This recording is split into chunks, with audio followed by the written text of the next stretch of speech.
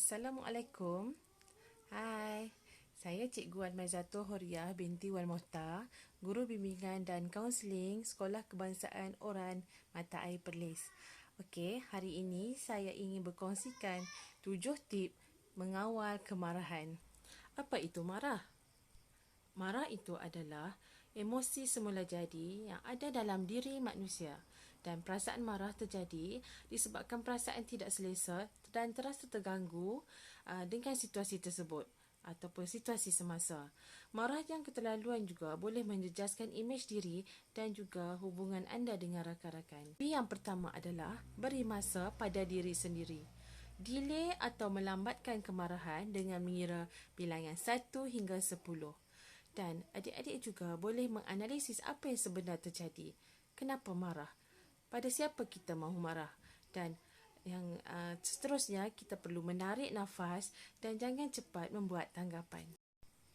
B yang kedua adalah berdiam diri.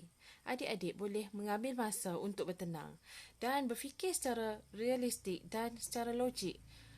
Dan juga adik-adik, bila kita berdiam diri, kita akan terhindar daripada berkata-kata negatif dan kasar.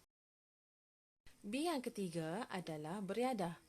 Okey, dengan melakukan riadah ataupun senaman ringan secara santai dapat mengurangkan rasa marah, dan juga aktiviti fizikal yang lain dapat merangsang hormon kita yang boleh menyebabkan kita merasa lebih bahagia.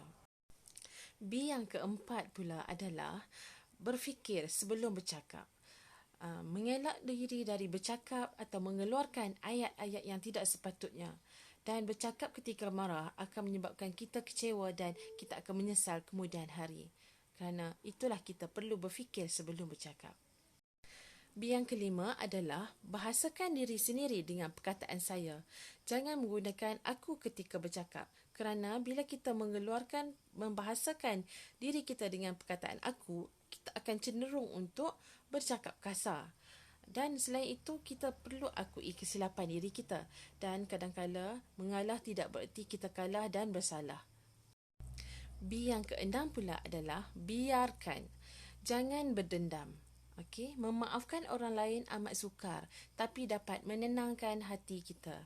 Jika kita membiarkan diri kita dalam keadaan marah, kita sebenarnya membeban diri kita. Kesian pada diri kita. Yang ketujuh dan terakhir adalah berwuduk dan berdoa. Okey, kemarahan itu api yang panas. Carilah air untuk menyejukkannya, maka berwuduklah. Dan doa juga senjata orang mukmin, dan banyakkanlah berdoa dan bermuhasabah diri. Jom cuba jawab. Soalan pertama, apakah dimaksudkan dengan marah? A. Perasaan gembira. B. Tidak selesa dan terganggu.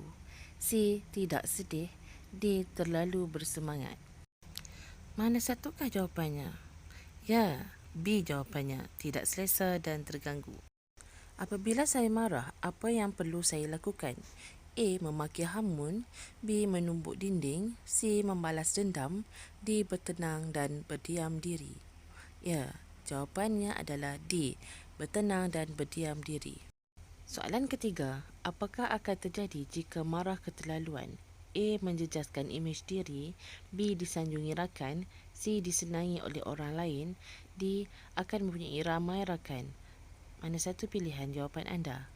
Ya, A adalah jawapannya, menjejaskan imej diri. Soalan keempat, dalam tip pertama iaitu memberi masa pada diri sendiri, berapa lamakah jangka masa yang perlu kita ambil untuk delay kemarahan kita?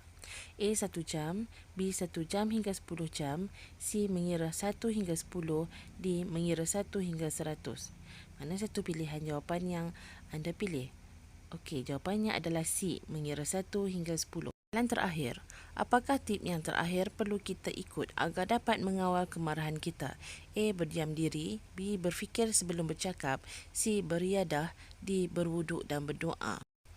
Manakah satu jawapannya? Ya, D. Berwuduk dan berdoa. Di sini juga cikgu sediakan 2 pautan permainan game yang kamu boleh cuba. Hanya cuba type link yang cikgu sediakan ini dan boleh bermain bersama kawan-kawan dan juga ahli keluarga. Okey, semoga perkongsian ini bermanfaat bagi kamu.